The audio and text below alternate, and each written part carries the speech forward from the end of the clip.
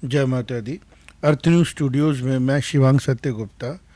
Sunday का दिन है और दिल्ली की जो गर्मी बढ़ी थी वह आहिस्ता आहिस्ता शांत हो गई है। इस सब के बीच में अच्छी बात यह हुई कि प्रधानमंत्री मोदी जो टेक सेवी हैं उन्होंने भी यंग जनरेशन के साथ संवाद करना शुरू कर दिया। जो लोग इस सब चीज़ों को वॉच कर रहे थे उन लोगों के अलग अपने अपने विचार हैं।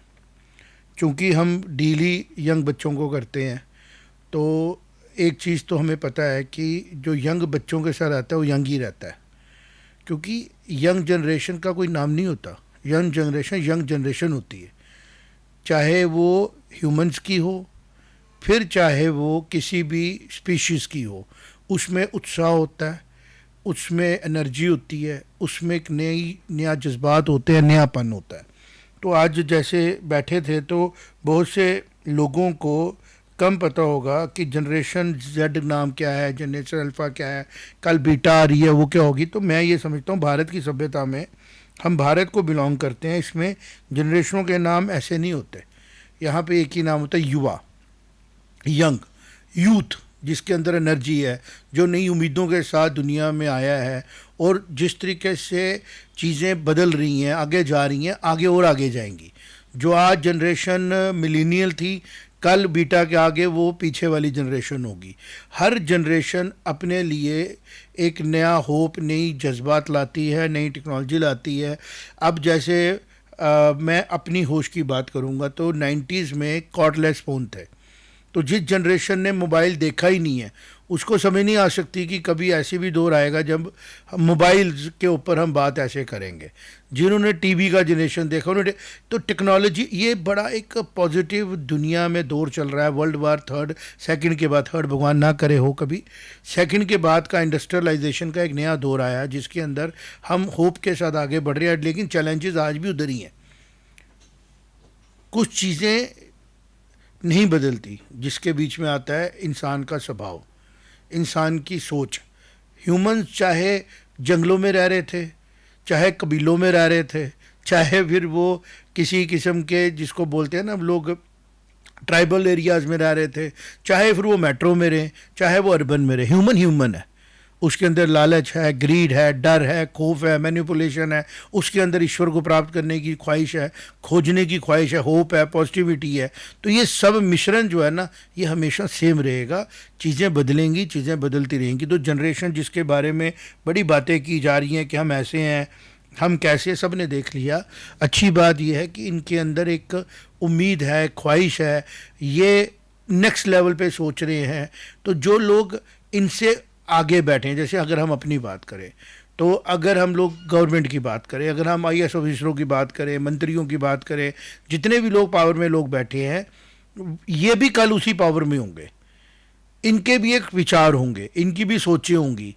लेकिन जो इनके आगे की जनरेशन होगी इनको भी यही सुनना पड़ेगा कि ये उनको नहीं समझ रहे। जैसे अभी जनरेशन बीटा आ जाएगी अल्फ़ा के आगे, जब तक जनरेशन जेड पेरेंटिंग करेंगे, बड़े बनेंगे, अफसरों की तरह आप कुर्सियों में बैठेंगे, पॉलिटिक्स में जाएंगे, तो जो जनरेशन अल्फ़ा के बाद आनी है, आज की जुबान में कहें या आने वाले ज़माने में बीटा, मैं नहीं कहूँगा, युवा आने हैं जो जो इनके आगे 20, 21, 15, 18, 14 साल के बच्चे होंगे, टीनेजर होंगे, यंग होंगे, वो इनके अंदर देखेंगे कि यार आप हमारी बात नहीं समझ रहे हो, और ये उनको बोलेंगे आप हमारी बात समझ नहीं रहे हो। ये है वेस्ट का कल्चर। भारत की संस्कृति में मोहन भागवत जी ने जो कहा वो इम्पोर्टेंट है। तो सबसे पहले मैं बता दूं कि बेबी बूमर्स बोलते हैं 1946 से लेके 64 वालों को, जनरेशन एक्स बोलते हैं 65 से लेके 80 वालों को, मिलीनियल्स बोलते हैं 81 से 96 वालों को, जनरेशन जेड बोला जाता है 97 से 2012 वालों को, जनरेशन अल्फ़ा बोला जाता है 2013 से लेके 2024-25 वालों को, जनरेशन बीटा जो 25 के बाद आएंगे, क्योंकि एक नया रिवोल्यूशन आ रहा है आर्टिफिशियल इंटेलिजेंस का। जो जनरेशन उसको समझने वाली होगी उसको ऐसा बोला जाएगा। तो ये भारत के लिए और विश्व के लिए एक बड़ा पॉजिटिव टाइम है कि ये जनरेशन पुराने जो स्टेटस को हैं उनको चैलेंज करती है। और अच्छी बात यह है कि ये उनके कुरीतियों को डिस्कस करती है। लेकिन जो कुरीतियाँ पुराने सिस्टम्स में थी और जो इनके अंदर भी आ जाएंगी, आगे भी आएंगी, वो हमेशा से होंगी। वो है इंसान की जो 5 हमने जिसको बोला हमारे एनिमीज होते हैं, काम, क्रोध, लोभ, मोह, अहंकार। काम का मतलब होता है डिजायर, लोभ का मतलब होता है ग्रीड, काम, क्रोध और एंगर, ग्रीड, डिजायर और ईगो। काम, क्रोध, मोह। मोह होता है बिलोंगिंगनेस। तो वो जो चीज़ें गलत हैं वो भारत की संस्कृति ने हज़ारों साल से डिफाइन कर दी हैं, तो वो इस जनरेशन में भी होंगी, आने वाली जनरेशनों में भी होंगी। तो इस पूरे प्रोटेस्ट में जो देखने को मिला कि हर किस्म के जनरेशन का हमने फेस देखा। और आज जैसे सुबह से जो जनरेशन इन्हीं को बिलोंग करती है वो इनकी की हुई गलतियों को सामने भी ला रही है, अपने तरीके से सामने ला रही है। हमें खुशी इस बात की है बीइंग इन अर्थ न्यूज़ की हम इस जनरेशन को भी समझते हैं, पिछली जनरेशन को भी समझते हैं, खुद को भी समझते हैं, और इनके साथ रह के हम भी पॉजिटिव माइंडसेट के साथ आगे बढ़ रहे हैं। लेकिन इनके एक्सप्लॉइटर कौन है? इनके एक्सप्लॉइटर है सोनम वांगचुक जैसे लोग, जिनको इनका इस्तेमाल करना है, इनकी जोश का इस्तेमाल करना है अपने पॉलिटिकल फायदों के लिए, अपने आप को रेलिवेंट बनाने के लिए, और देश को नुकसान देने के लिए एनजीओस का मुखौटा पहन के देश के इंपॉर्टेंट इश्यूज के ऊपर एनजीओस की फंडिंग के थ्रू रुकावट डालनी। जैसे कि लद्दाख में एक एनर्जी का एक सर्ज होने वाला है प्रोडक्शन का, तो जो फॉरेन के हमारे लोग हैं जो हमें ये सारी चीज़ें देते हैं वो कभी नहीं चाहते हैं कि भारत सेल्फ सफिशिएंट बने एनर्जी में, वो चाहते हैं भारत हमेशा डिपेंडेंट ही रहे। तो उस सब के बीच में आप ये समझें कि एक एलेबोरेशन की ज़रूरत है जो इस जनरेशन को जब पता लगेगी तो ये जनरेशन खुद ही उनको डाउन प्ले कर देगी। और ये जनरेशन जो है ये, चाहे हम जवान थे, जब हम इस एज में थे, हमारे पेरेंट्स हमारे चीज़ों के साथ हमें इम्पॉर्टेंट कई चीज़ें वो हमारी सुनते थे, हम उनको सुनाते थे, इसी तरह हमें भी इनकी बातें सुननी है। ये बहुत अच्छी बात बोली, तभी मैंने टाइटल में कहा कि आरएसएस जैसी ऑर्गेनाइजेशन भारत में होना भारत के लिए ब्लेसिंग है। क्योंकि मोहन भागवत जी की जो स्टेटमेंट आई वो शायद बेबी बूमर्स की वाली जनरेशन को बिलोंग करते हैं। इनके हिसाब से देखा जाए कि 1946 वाली जो जनरेशन है 64 की, उनको बिलोंग करते हैं, लेकिन वो भारत की सभ्यता को फॉलो करने वाले लोग हैं, भारत की आइडियोलॉजी को फॉलो करने वाले, यंग को प्यार करते हैं। उन्होंने कहा संवाद करिए, इनको डिक्टेशन मत दीजिए, इनको डिस्कशन में लाइए, सुनेंगे,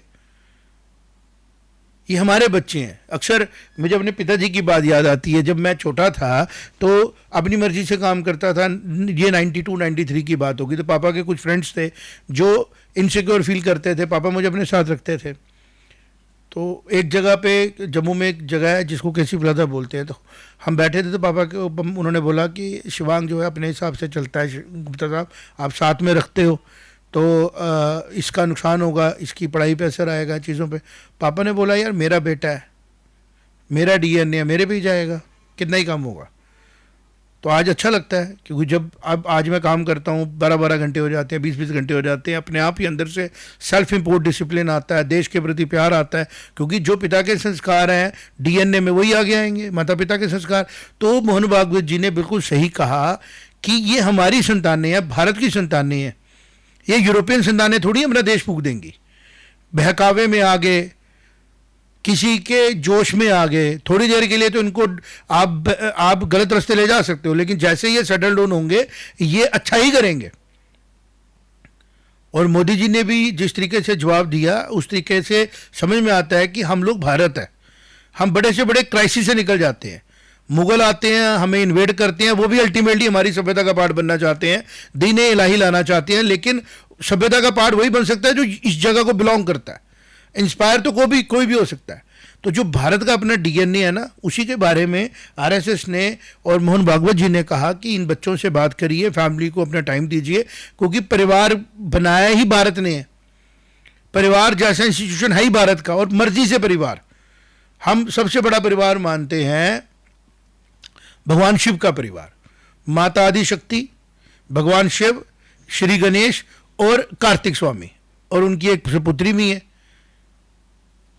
तो उस परिवार में गणेश जी हैं, स्लो मूव करते हैं, दिमाग के तेज हैं, अपने हिसाब के स्वभाव के हैं, उसकी सवारी मूषक है, कार्तिक है, मोर पे चलते हैं, उनकी अपना स्वभाव है, वो अपने तरीके से देवताओं के जो वो सेनापति हैं। भगवान शंकर हैं, साधु हैं, परिवार बनाया है, अपने हिसाब से तप यज्ञ में रहते हैं, महादि शक्ति हैं, ऐश्वर्य रूप है, फिर भी एक परिवार में रह के वो समाज और सिस्टम के साथ एक कोलैबोरेशन लेके चल रहे हैं और उस परिवार में सौहार्द है। ये है जो मोहन भागवत जी ने एक्सप्लेन किया कि परिवार में अपने बच्चों के साथ टाइम स्पेंड करिए। लेकिन काम, क्रोध, लोभ, मोह, अहंकार ये दुश्मन उस जमाने में भी हैं, आज भी और आने वाली पीढ़ियों में भी होंगे। तो जैसे ही ये जनरेशन इन 4 दुश्मनों के साथ फंसती है, ये जनरेशन हो या कोई भी जनरेशन हो, गलत ही करेगी। इनको डराया जाए, इनसे गलती होगी, इनको लालच दिया जाए, इनसे गलती होगी, इनको घमंड दिया जाए, इनसे गलती होगी, इनकी डिज़ायर्स को एक्नॉलेज किया जाए, इनसे गलती होगी, हमसे भी होगी, सबसे होगी। तो आज का जो ये पूरा शोर पड़ा, इसका एक बहुत बड़ा फ़ायदा ये हुआ कि पॉलिटिकल सिस्टम को ये पता लगा कि यंग जनरेशन इंटरनेशनली बाकी कंट्रीज़ की कैसी है और भारत की कैसी है। भारत की यंग जनरेशन ने फिर बताया कि हमें उपद्रव मचाने के लिए पाकिस्तान से भी प्रोवोकेशन आ रही थी, वेस्टर्न मीडिया भी हमें प्रवोक कर रहा था, लेकिन हमने किया वही जो हमें करना था। एक तरफ से जो लोग प्रवोक होके आ रहे थे वो लोग अपशब्द बोल रहे थे, अपने नेताओं को, अपने बुजुर्गों को अब्यूसिव लैंग्वेज बोल रहे थे, दूसरी तरफ उन्हीं में से लोग उनको रोक भी रहे थे। और आज की डेट में एक क्लैरिटी सामने आई कि अगर दीपके जैसे लोग, बेशक वो जनरेशन हमारे युवा हैं, भटक सकते हैं, किसी लालच में आ सकते हैं, सौरभ दास जैसे लालच में आ सकते हैं, आपस में इनमें झगड़ा हो गया, लेकिन उन्होंने फेयरली बोला। क्या नाम है उनका जो जिसको हमने इन्होंने बाद में उनको छोड़ दिया था, वो भी एक थे इनके साथी इनके, जिनको इन्होंने बाद में डांस करने के लिए, बर्गर खाने के लिए छोड़ दिया। तो एक जनरेशन जो अगली होती है ना, हमेशा पिछली से फॉरवर्ड होती है, नया होप, नई एनर्जी लाती है, उसको वेलकम करना है। और पुरानी जनरेशन ने जो इटर्नल नॉलेज है उसको ट्रांसफ़र करना है। हमने इनकी एनर्जी से चलना है, इनके हिसाब से चलना है, लेकिन विजडम जो कृष्ण जी की गीता से शुरू हुई वो भारत में ही है, वेस्ट में है नहीं, तो वेस्ट दे नहीं सकता। तो वेस्ट में ये कमज़ोरी है, भारत में ये शक्ति है। तो इसी तरह मोदी जी ने शक्ति का फ़ायदा लिया और मोहन भागवत जी की बात जो सामने आई और ये सारा जो स्टैंड हुआ, उससे भारत का युवा अपने देश को पहले से ज़्यादा प्यार कर रहा है, वो ज़्यादा समझ रहा है।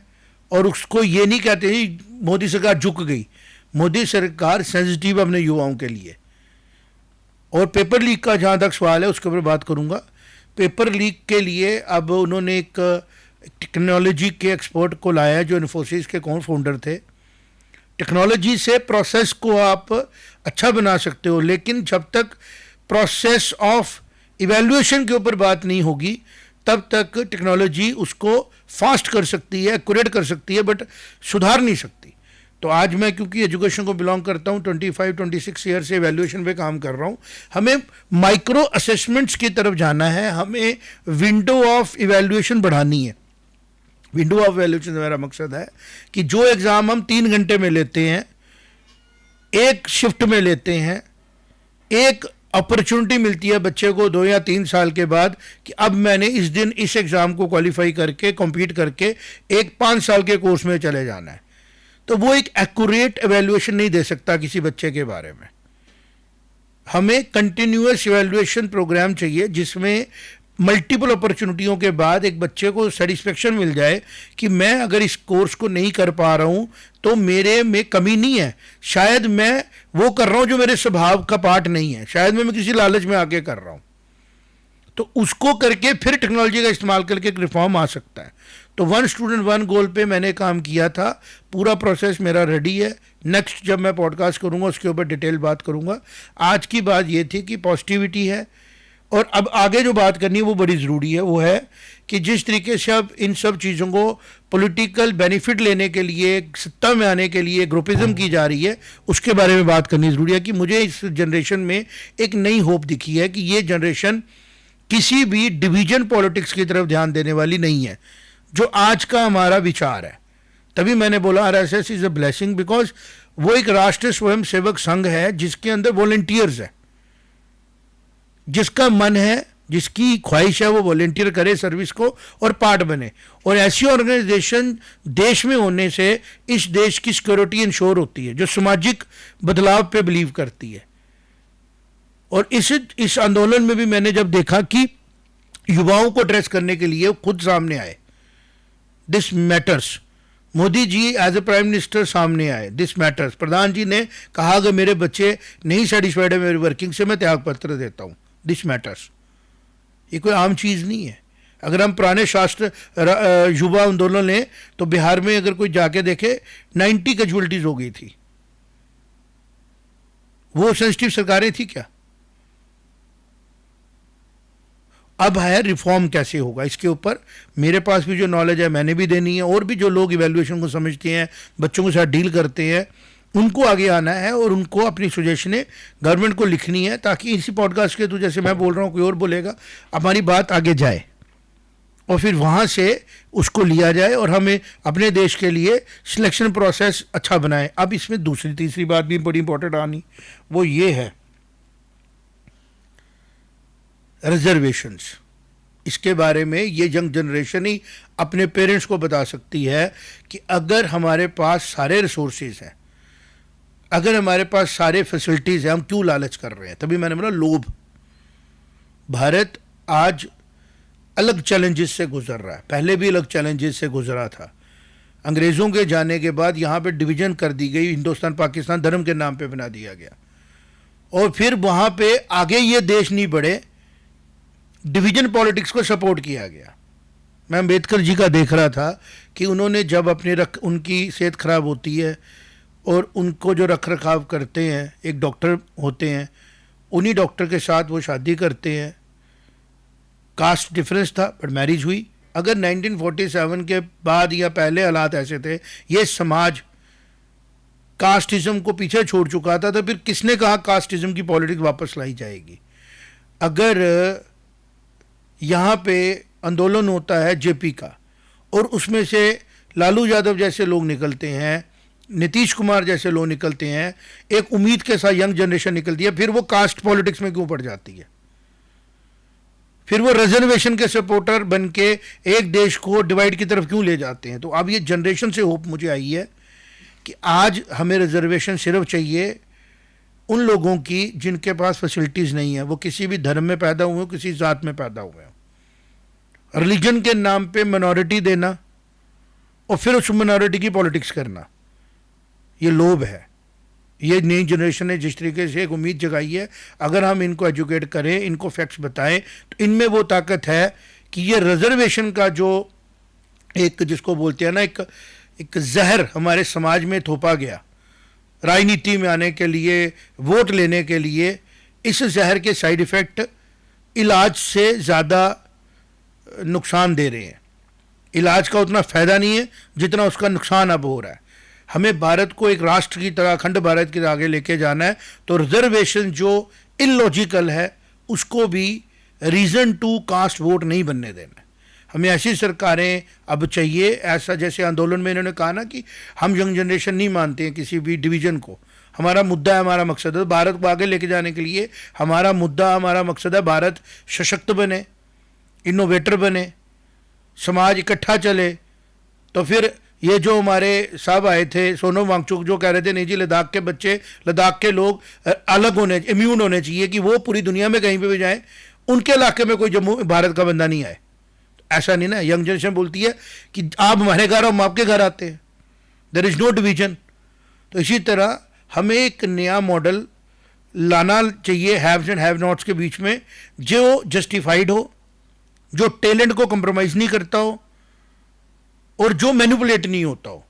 इसके बारे में अब डिस्कशन शुरू होनी चाहिए, क्योंकि भारत को विकसित भारत बनना है और वो कमज़ोरियों की वजह से और वीकनेसेस की वजह से नहीं बन पाएगा। तो रिजर्वेशन समाज को तोड़ रही है, चाहे वो मिनॉरिटी की हो, चाहे वो मेजॉरिटी की हो, चाहे वो कास्टिज्म की हो, चाहे वो किसी की। हमारे को सिर्फ फैसिलिटी इक्वल चाहिए और रिजर्वेशंस होनी चाहिए ऑन द बेसिस ऑफ कि हमें किस जगह पे कौन लोग चाहिए, किस टैलेंट के लोग चाहिए। अपॉर्चुनिटी कमी नहीं चाहिए हमारे को।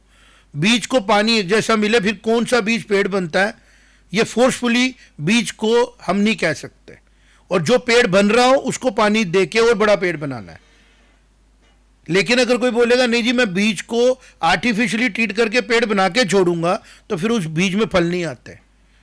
तभी मैंने कहा काम, क्रोध, मोह, लोभ, अहंकार ये इटर्नल दोष हैं, इनके ऊपर बेस नहीं करना है किसी काम को। तो जो अब डिबेट शुरू हुई है रिजर्वेशन की, कि इसको रिव्यू करना ज़रूरी है भारत को विकसित बनाने के लिए, ये भी काम जो है ये यंग जनरेशन को देना है कि आप इसका बीड़ा उठाओ, क्योंकि आपको इफेक्ट करती है। आप डिसीजन लो, आपने अपने दोस्तों के साथ, भाइयों के साथ कैसे चलना है।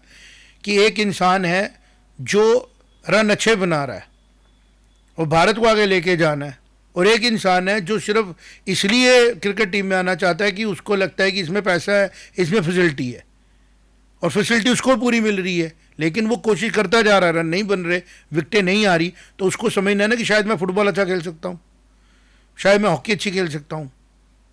इसलिए एजुकेट करना है, अवेयर करना है। और अब जो बात शुरू हुई है डिबेट, डिस्कशन रिजर्वेशन की, इसके बारे में बात करनी ज़रूरी है। और जो FCRA का फंड आ रहा था NGOs को, जिसके बदौलत भारत को डिस्टर्ब किया जा रहा था, पार्लियामेंट ऑफ इंडिया में उसके बारे में स्ट्रॉन्ग बिल आना चाहिए। और ये जो पूरा पिछले 1-1.5 महीने का घटनाक्रम चला, इससे क्या पॉजिटिव हम सीख के आगे बढ़ सकते हैं वो समझना है।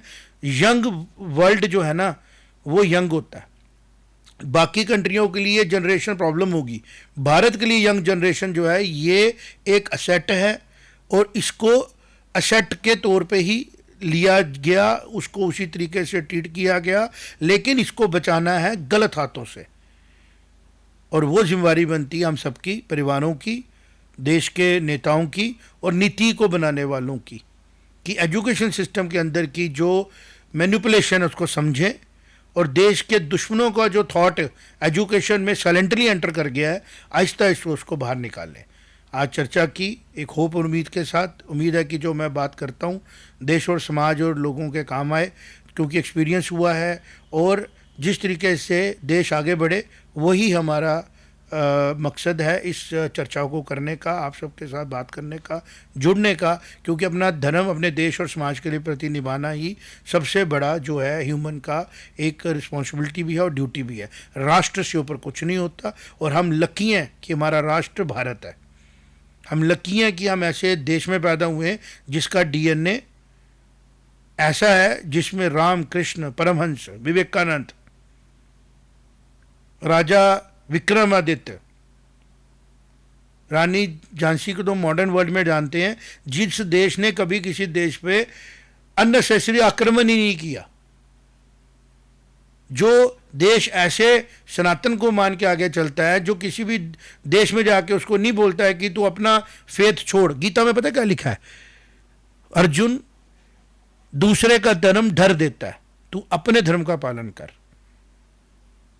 तो कन्वर्जन का तो नाम ही नहीं है। और उल्टा कहा गया, अगर आप अपना फेथ, अपनी रिस्पॉन्सिबिलिटी, अपनी ड्यूटी, इटर्नल ड्यूटी छोड़ के दूसरे की ड्यूटी देने जाते हो, आपका कॉन्फिडेंस नहीं बढ़ेगा। तो ऐसा देश, ऐसा समाज जिस देश में हम पैदा हुए हैं, मिला हो तो पैदा होना ही ब्लेसिंग है भारत में। बाकी ये फैसिलिटियों को कुछ कुछ कहना, ये टेम्परेरी फेज़ है। जनरेशन को होप हुई है। ये बच्चे जब गाली गलौज दे रहे थे, दुख हो रहा था, तो मैंने कहा आज कंक्लूजन में ये रिक्वेस्ट मैं ज़रूर करूँगा। इन्होंने, दीपके ने कॉन्स्टिट्यूशन हाथ में लिया था, इनको कॉन्स्टिट्यूशन दिखाया गया यंग माइंड्स को, फिर ये वहाँ से गायब हो गए। ये हो सकता है किसी एजेंसीज या किसी इंटरनेशनल फंडिंग से आए हो, लेकिन जो जनरेशन वहाँ आई थी, जो लोग, बच्चे वहाँ आए थे, वो इनमें से किसी को रिप्रेजेंट नहीं कर रहे थे। वो एक होप, उम्मीद के साथ आए थे कि भारत का कॉन्स्टिट्यूशन हमें माननीय है। तो उसी कॉन्स्टिट्यूशन में है, अगर आप किसी को गाली देते हो तो आपको सज़ा होनी चाहिए। तो जिन्होंने गालियाँ दी हैं उनको सजाएं होनी चाहिए, तभी कॉन्स्टिट्यूशन जीतेगा। और जो ये लोग इम्यूनिटी मांग रहे थे, ये भारत के कॉन्स्टिट्यूशन में कहीं नहीं है कि आप किसी को इम्यूनिटी दे दो, आप किसी की गलतियों को माफ़ कर दो। कॉन्स्टिट्यूशन में जो प्रोविजनिंग है, लॉ के अंदर जो प्रोविजनिंग है, जिन्होंने तोड़ा है वो भुगते, और उसी से यंग जनरेशन भी सेटिस्फाई होगी। बजाय इसके कि ये कहा जाए नहीं जी हमारे पे जो आपने धाराएं लगाई हैं वापस ले लो। गवर्नमेंट ने थोड़ी लगाई हैं, आपने लगवाई हैं। कोर्ट में ट्रायल चलेंगे, भारत का कानून उसको देखेगा। अगर आप इनोसेंट साबित होंगे, इनोसेंट हो जाओ, अगर आप कल्प्रिट साबित होंगे, सजा भुगतो, फिर ही तो कॉन्स्टिट्यूशन जीतेगा। अगर आप कॉन्स्टिट्यूशन बाईपास कर रहे हो तो इसका मतलब आप बच्चों को धोखा दे रहे थे कि हम कॉन्स्टिट्यूशन को लेके आए हैं सामने, आप अपने किसी मतलब को सामने लेके आए हो जो आप पूरा करने के लिए वचनबद्ध थे, किसी के साथ फंडिंग उठा रहे थे किसी से।